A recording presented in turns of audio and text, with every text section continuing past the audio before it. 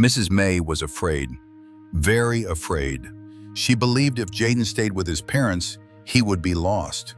So she took Jaden to stay with her. She packed his small things. She held his hand. She left the Smith house.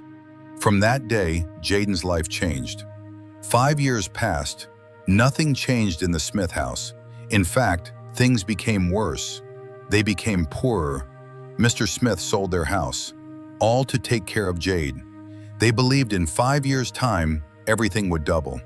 But nothing doubled. Even paying rent became a problem. Meanwhile, Mrs. May stopped staying long in their house.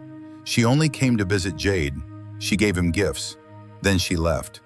Jaden was not there anymore. Jaden was now fresh, clean, healthy, all thanks to Grandma. Mrs. May's business started doing well, very well. Money came from everywhere. One day, trouble came. Mr. Smith, Mrs. Smith, and Jade were thrown out of the house.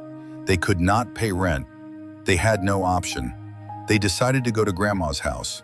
When they got there, they were told, "She has moved." They were shocked. "How?" they asked.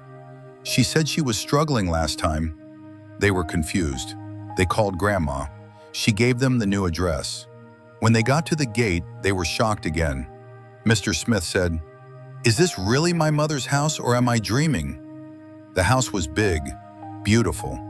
When they saw Jaden, they almost could not recognize him. He looked different, fresh, confident. Mrs. May came out. She was well-dressed, elegant, smiling. She welcomed them, but they could not sit. They had many questions. "Mum," Mr. Smith said, "is this really your house?" She smiled. "Sit," she said. "Let me explain." Mrs. May spoke slowly. "Everything changed," she said. "After I took Jaden in, I treated him well. I loved him.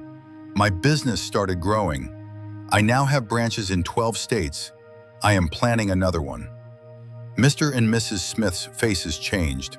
Regret filled their eyes. Mrs. May continued, "Everyone knows I love money, but I could not hate an innocent child." Mr. and Mrs. Smith fell on their knees. They begged Jaden. "Forgive us," they cried. Jade also knelt down.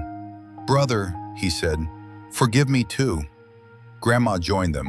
Jaden was angry. His eyes were full of tears. He asked, "If things did not change, would you have noticed me? Would you have asked for my forgiveness? What was my offense?" Tears dropped from his eyes. Mrs. May held him.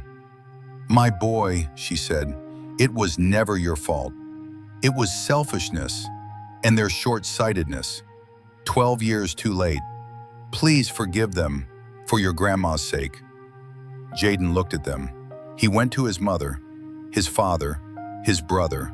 He helped them stand. He hugged them all. "I forgive you," he said. This story became a lesson to parents who let greed control their homes, a lesson on how favoritism destroys children and breaks families, and how destiny can hide inside the child everyone rejected.